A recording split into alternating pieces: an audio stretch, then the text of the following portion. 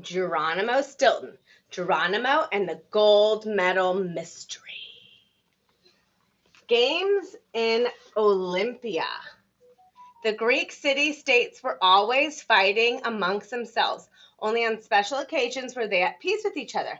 But every 4 years, a truce was called for the athletic games in honor of the god Zeus in the city of Olympia. It was from this event that the modern-day Olympics takes its name. The games probably began around 776 BC.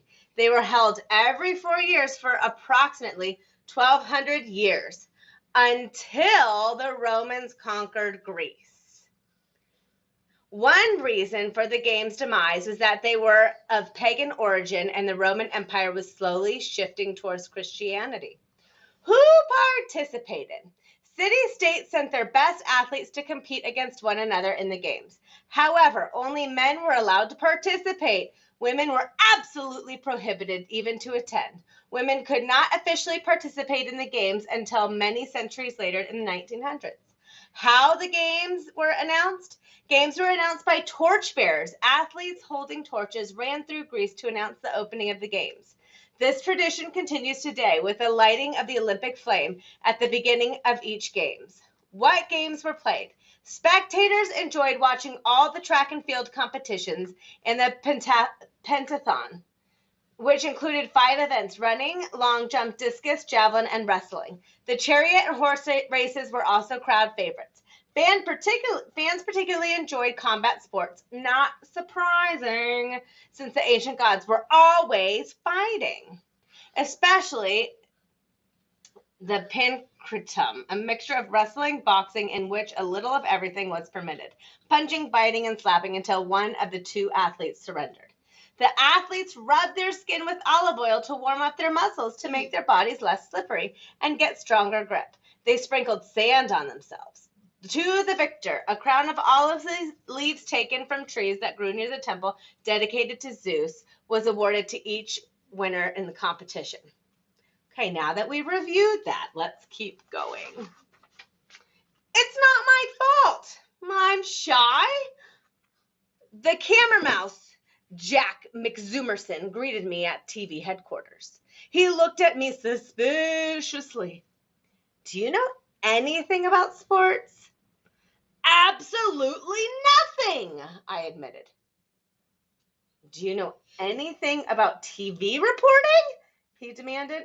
Nope, not a thing, I confessed. I'm a newspaper mouse.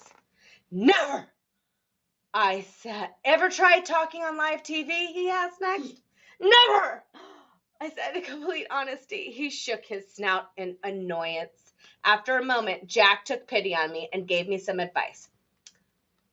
Here we go. Look, try to relax.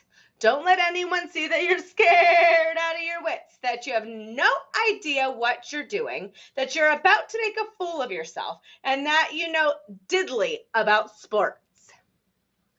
I hardly realized it, but I must have let out a squeak of fright. Oh, don't start whimpering now, Jack shouted at me. How about if we have a little rehearsal? Look at the camera, but don't stare. Try to look smart and funny. Ready? 1, 2, 3, you're on. I tried my best. Honestly, I did. Good morning. My Stilton is name. That is, my last name is Geronimo. I'm here to talk to you about, that is, the Olympics over there. No, that's not correct. They're about to begin in the theater. That's my sister's name, you see. I burst into tears. I'll never be able to do it. Oh, it's not my fault. I'm shy. Jack tried to cheer me up. Come on, it wasn't so bad. Why, with a little practice, you might be able to report on the weather. He paused to give me a pitying look. Anyway, I won't be the one filming. Your grandfather called to say that all the shooting will be done by... At that moment, a door swung open. A familiar snout peered through. Hello, old friend. Then he turned to Jack. The name's Burit! Hercule Burit! That was simply too much. I had to protest. Oh no! If he's going to film me, I refuse to do it. Hercule looked at me and smiled. My dear Stilton, I have the very thing to cheer you up. Would you like a banana? No, I don't want to eat any bananas, I shouted. Hercule just looked at me sadly. Then he pulled out his cell phone. Your grandfather would like a word with you. This is how the conversation went.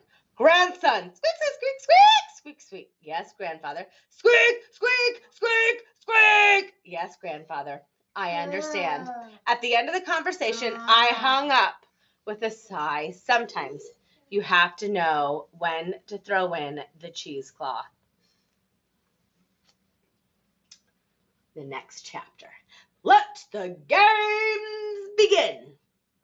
I dreaded the next day, but there was nothing I could do. So I took a deep breath and got ready for my first live broadcast, the opening ceremony of the Olympics. An athlete carrying the Olympic flame entered the stadium at a run. He looked downright pooped, but as soon as he came in, the fun began. There was an enormous parade. It was amazing to see mice from all over the world coming together. Oh, look, Mouse Island. Uh-oh, Geronimo Stilton's looking nervous. Oh, and Mousylvania. Do we want another chapter? And the winner is... The next day, games began at last. I was scampering around frantically trying to broadcast from every competition. First, there was weightlifting competition. Crusty kitty litter wore those athletes strong. Oh, crusty kitty litter were those athletes strong. They could lift more than 1,000 pounds. I've never been able to do that. And the winner was an athlete from a faraway country, Mousylvania. Next, I scampered to the track and field stadium and began my report. I was in such a hurry I didn't even have time to be nervous. Here, at the 100-meter dash, the athletes are about to start. They're running. They cross the finish line in less than 5 seconds. The first to cross the finish line is an athlete from Mousylvania. Then it was time for pole vaulting, one after the other. The athletes started to run. They're vaulting more than 27 feet, and the winner comes from Mousylvania. Hercule was next to me filming the competition, leaned over and asked, My dear Stilton, would you like a banana? No, thank you. I think I've mentioned that I don't eat bananas, I replied. Are you sure? Look, it's a delicious banana. Besides, it's good for you. No, no, no! What do you want from me? I've told you at least 1,000,000 times I don't like bananas. Touchy, touchy, Hercule said. Hercule whispered to me, My dear Stilton, have you noticed anything a little unusual about the competition? Now it was my turn to be surprised. No, I can't say that I have. The team games began next. All of the nations participated except the team from Mousylvania. I was stumped. What did Hercule mean? Hercule shook his snout sadly. They said you were the smart one, but I always knew better. Oh my, I can't wait to see what happens next.